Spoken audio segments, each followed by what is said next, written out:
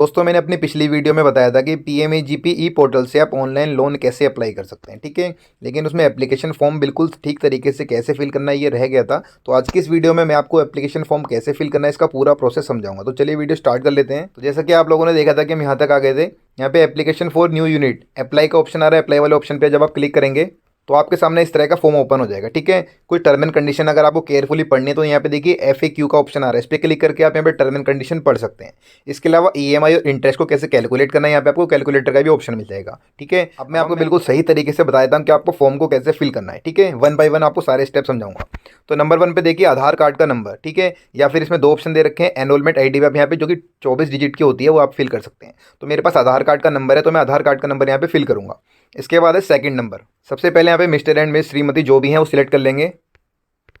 इसके बाद आपको अपना नेम एंटर करना है एज पर आधार कार्ड, ठीक है ना। ये हो गया हमारा सेकंड नंबर। अब थर्ड नंबर है आपका सिलेक्ट एजेंसी, इस पर टिक करना है। यहाँ पे आपको KVIC पे सिलेक्ट करना है। इसके बाद है हमारा स्टेट, जिस स्टेट में आप रहते हैं वो स्टेट आप यहाँ पे सिलेक्ट करेंगे। इसके बाद स्टेट में जो भी डिस्ट्रिक्ट है जिसमें आप रहते हैं आप वो डिस्ट्रिक्ट यहाँ पे सिलेक्ट करेंगे। इसके बाद आपके डिस्ट्रिक्ट में जो भी एरिया आएगा वो यहाँ पे शो करेगा। अगर 1 होगा तो 1, 2 होगा तो 2। जो भी एरिया जो भी ऑफिस वहाँ पे आपका सिलेक्ट करेगा वो आप यहाँ पे ऑप्शनल में सिलेक्ट कर लेंगे, ठीक है। तो यहाँ पे फिलहाल मेरा एक ही दिखा रहा है तो मैं इस एक को सिलेक्ट कर लेता हूँ। अब आपको 7 नंबर पर देखना है इंडिविजुअल, ये आपको इस पर रहने देना है। इसके बाद 8 नंबर पर आपका जेंडर, जेंडर सिलेक्ट करेंगे। इसके बाद है आपका सोशल कैटेगरी, ठीक है। तो मैं जनरल में आता हूँ तो मैं जनरल सिलेक्ट कर लेता हूँ। इसके अलावा एक ऑप्शन और आ रहा है स्पेशल कैटेगरी, ये 10 नंबर में ही आता है, ठीक है। तो जो भी है आप उस पर टिक कर सकते हैं। नॉट एप्लीकेबल है तो आप नॉट एप्लीकेबल पे भी टिक कर सकते हैं। इसके बाद है 11 नंबर क्वालिफिकेशन, जो भी आपकी क्वालिफिकेशन है आप वो यहाँ पे सिलेक्ट करेंगे। इसके बाद 12 नंबर है आपका प्रॉपर एड्रेस, ठीक है ना। आपको अपना प्रॉपर एड्रेस एज पर आधार कार्ड पूरा का पूरा विद पिन कोड आपको यहाँ पे मेंशन करना है। इसके बाद आपके एरिया का पिन कोड, आपका मोबाइल नंबर, आपकी ईमेल ID, इसके बाद आपका पैन कार्ड का नंबर, ठीक है। सारी डिटेल आपको बिल्कुल ठीक यहाँ पे फिल करनी है। इसके बाद यूनिट, ठीक है। रूरल और अर्बन, जो भी जिस एरिया में भी आप रहते हैं वो आप यहाँ पे सिलेक्ट करेंगे। इसके बाद है 16 number industry, manufacturing, service, trading, जो भी आपकी इंडस्ट्री है वो आप सिलेक्ट करेंगे। और इसके बाद किस तरह की आपकी इंडस्ट्री है, क्या एक्टिविटी है। और इसके बाद नीचे देखिए प्रोडक्ट डिस्क्रिप्शन, किस तरह का आप यहाँ पे प्रोडक्ट परचेज करते हैं और उसे सेल करते हैं, सब कुछ आपको यहाँ पे मेंशन करना पड़ेगा। जैसे मान लीजिए आपकी परचून की दुकान है तो जिस तरह का आप आइटम वहाँ पे सेल करते हैं आपको 2-3 आइटम यहाँ पे मेंशन करने पड़ेंगे।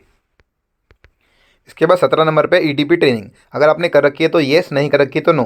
अगर आपने कर रखी है और आप येस करेंगे तो इसके बाद इसमें नीचे देखिए संस्था का नाम वो आपको नीचे की तरफ मेंशन करना पड़ेगा। अगर आपने कर रखी है जब आप येस पे सिलेक्ट करेंगे तो आपको 35% की सब्सिडी मिलेगी। तो मैंने नहीं कर रखा तो मैं नो पे सिलेक्ट करूँगा और 18 नंबर का जो ऑप्शन है उसे मैं छोड़ दूंगा। इसके अलावा मेरे को 25% की सब्सिडी यहाँ पे मिल जाती है, ठीक है ना। इसके बाद है 19 नंबर प्रोजेक्ट कॉस्ट, जिस अमाउंट का आपको लोन चाहिए वो अमाउंट आप यहाँ पे सिलेक्ट करेंगे। जितने रुपए आपके पास पहले से हैं उतने रुपए आप यहाँ पे मेंशन करेंगे। इसके बाद टोटल अपने आप ऑटोमेटिक सामने की तरफ आ जाएगा। इसके बाद नीचे आ रहा है 20 नंबर पे बैंक अकाउंट, ठीक है ना। सिलेक्ट बैंक अकाउंट, जिस बैंक में आपका अकाउंट है आप वो सिलेक्ट करेंगे। IFSC कोड, ब्रांच नेम और आपका जो ब्रांच है उसका एड्रेस, इसके बाद डिस्ट्रिक्ट, ठीक है ना। आपको वही बैंक अकाउंट यहाँ पे ऐड करना है जिसमें आपके जो पैसे होंगे वो ट्रांसफर करे जाएंगे। इसके अलावा नीचे 21 नंबर पे देखिए अल्टरनेटिव फाइनेंस बैंक नेम, ठीक है। अगर आपके पास इसके अलावा कोई एक और बैंक अकाउंट है तो आप वो बैंक भी यहाँ पे सिलेक्ट कर लेंगे। ये अल्टरनेटिव होता है, वैसे मेन हमारा फर्स्ट ही होता है, ठीक है ना।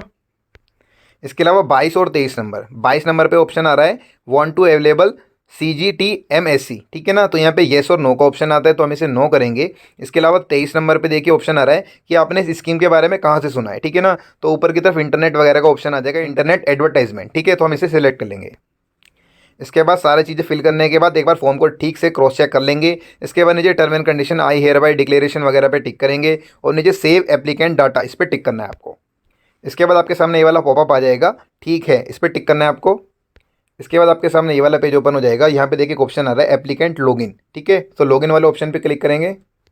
इसके बाद आपके सामने ये वाला पेज ओपन हो जाएगा। यहाँ पे देखिए यूज़र ID और पासवर्ड, ठीक है। जिस फ़ोन नंबर को आपने स्टार्टिंग में फिल करा था उसी फ़ोन नंबर पे आपकी यूज़र ID और पासवर्ड सेंड करी जाएगी। वही यूज़र ID और पासवर्ड आपको यहाँ पे डाल के इसे लॉगिन करना है। लॉगिन होने के बाद आपके सामने ये वाला पेज ओपन हो जाएगा। स्कोर कोड आप यहाँ से चेक कर सकते हैं। अपलोड आपको यहाँ पे भी करना पड़ेगा, मैं समझाऊंगा कैसे। तो अपलोड वाले ऑप्शन पे हम क्लिक करेंगे। इसके बाद क्या चीज़ें आपको अपलोड करनी है, ठीक है। एक तो आपको पासपोर्ट साइज फ़ोटो अपलोड करनी है, प्रोजेक्ट फाइल, ठीक है। जो भी जिस तरह का आप बिजनेस करें जिसके लिए आप लोन ले रहे हैं या फिर जिस कैटेगरी का आप लोन ले रहे हैं उसकी कोई फाइल बना रखी है तो वो आपको यहाँ पे अपलोड करनी है। इसके बाद कास्ट सर्टिफिकेट और 4th नंबर पे हमारा रूरल यानी कि मूल निवास प्रमाण पत्र वो आपको यहाँ पे अपलोड करना है। इसके बाद जो भी आपने क्वालिफिकेशन कर रखी है उसका सर्टिफिकेट आपको यहाँ पे अपलोड करना है।